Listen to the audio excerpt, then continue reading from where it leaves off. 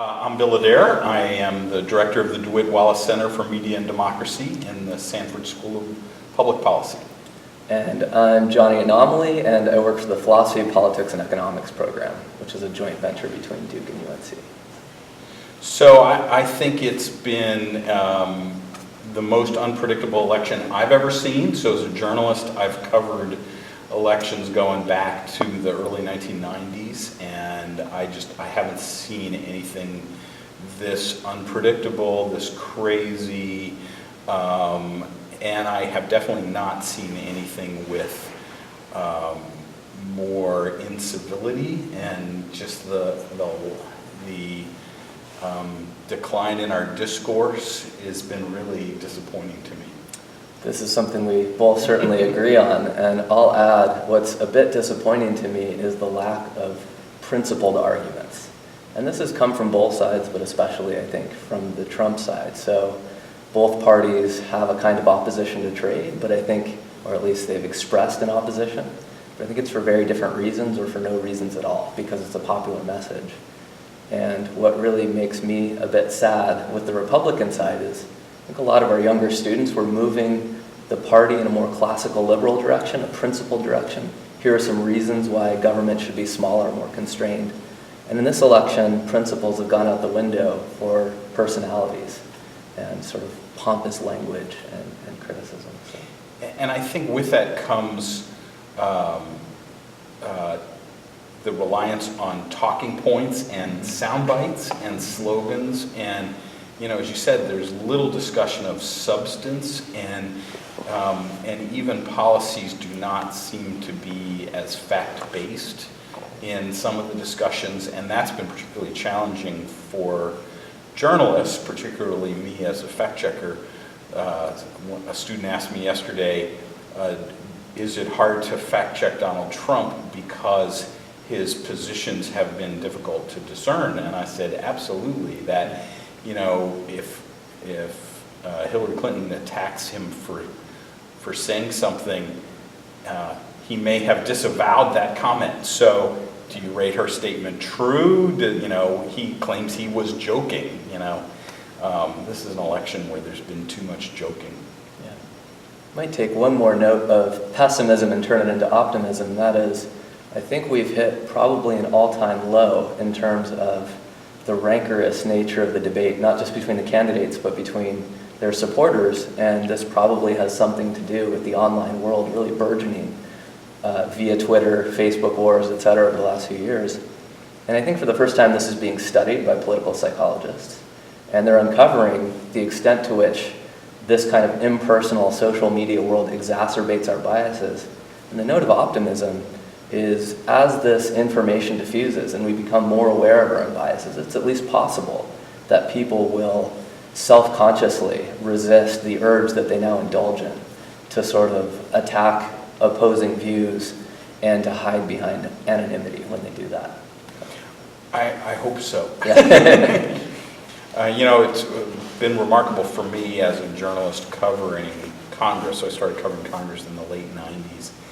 And it was routine back then that the parties worked together, the party leaders talked to each other, and I remember covering Trent Lott, the Republican leader in the Senate, and Tom Daschle, the Democratic leader.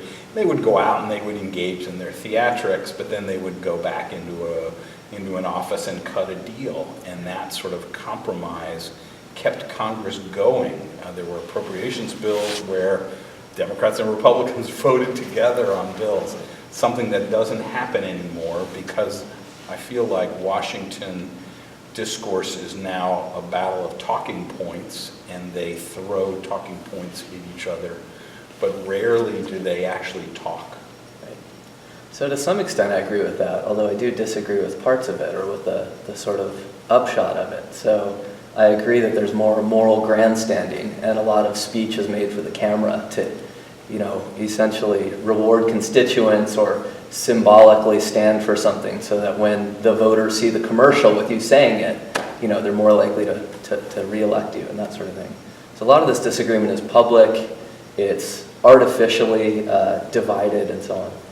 But behind closed doors, I do fear that sometimes there's too much compromise, and when there is that sort of compromise, when they're hammering out deals, often it's at the expense of the public rather than in their favor.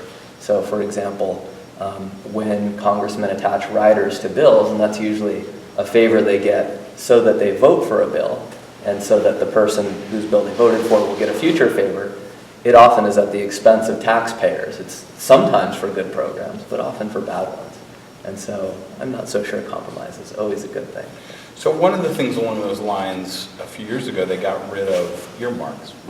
But weren't earmarks a good thing in that, no, they weren't always based on the most scientific and calculated way of distributing money, but they made government work. Since earmarks have been eliminated, the 13 appropriations bills are virtually never passed on time before the end of the fiscal year.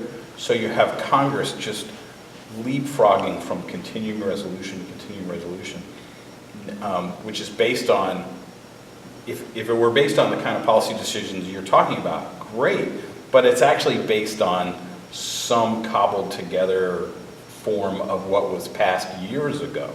So it's not like they have replaced earmarks with thoughtfulness. They've basically just become so paralyzed that they can't do anything.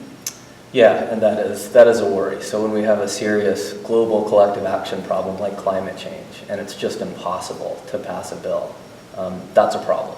It's impossible to even debate the science of it in an objective way. That's a real problem. I agree with that.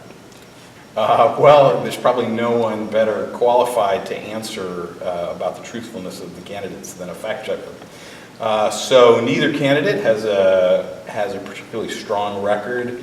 Although Hillary Clinton's record is substantially better than Donald Trump's, Hillary Clinton's, on PolitiFact, the fact-checking site I founded, Hillary Clinton has, I'm thinking 10 to 20% of her statements have been rated false or our lowest rated pants on fire. In Donald Trump's case, that's around 50%. So half of the things that we have fact-checked, and this is not a random sample, but half the things that we have fact-checked have been found false. It's hard to have a political discourse if the candidates aren't even agreeing about basic facts. Yeah, I agree with that, although I'm a bit skeptical of the fact-checking industry for a couple of reasons. One of the reasons is you can take a position and say you support something when in fact you don't. I think Hillary's done a bit of that in order to garner some Bernie supporters on board and take them on board. She supports positions now publicly that I don't think she actually really believes, and I think she's right not to believe them. For example, raising the minimum wage is going to help the poor and cause no job loss. I think that's wrong, but nevertheless she says them. Is it truthful or not? We don't know, and we can't know until later. So it does worry me that one or both of the candidates is telling an increasing number of falsehoods or even pants-on-fire lies. But what worries me is when people tell half-truths. Maybe they cite a statistic out of context. And that's a true statement, but it's incredibly misleading. And that may be about the affordability of college, it may be about the minimum wage or its effects. And so I'm a little more worried about the substance of arguments and the lack of arguments and reasons, rather than statements of fact and so on. So I don't think you can have the discussion of the issues, which I agree with you hasn't occurred, without some agreement on the facts. So if you take the healthcare debate back in 2007, 2008, before the 2008 campaign, there was some disagreement, well, what is the number of Americans that don't have health insurance? Was it really 47 million? And so without that sort of agreement, and as well as an agreement, is that a problem? It's hard to even have a discussion about the policy.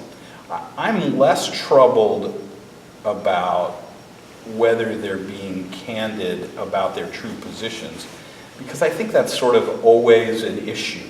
You know, you occasionally will learn that in the case of, say, of gay marriage, that many politicians have privately supported gay marriage, and it wasn't until public opinion came around in this incredibly rapid movement towards support that I think the politicians came clean and said, yeah, you know, I've been for it all along, but I was sort of trying to respect public opinion. So I think that's always going to happen. Another issue there is a lot of diplomacy. You know, someone will sound really tough on a country like their policy toward Iran, when in fact they're going to be supportive of diplomacy to try to improve things. And similar arguments can be made about Chinese manipulation of currency, all of this talk about trade. Most intelligent, educated people understand the tremendous benefits of trade, and that includes especially the Clintons, right? Both Bill and Hillary. Right. But of course, you have to talk out of both sides of your mouth to some extent to get a majority of voters. So. Yeah, I think it's been very enlightening. It's good to talk to somebody who has a different perspective, and it's important to listen. I agree with that. So I think intellectual humility is sort of one of the core virtues that we should be teaching at universities. So I think we both agree viewpoint diversity is good, listening is good. And that doesn't mean agreeing on everything. That just means listening, being charitable toward your opponent or the person you're listening to, and then giving the best version of their argument and responding to that.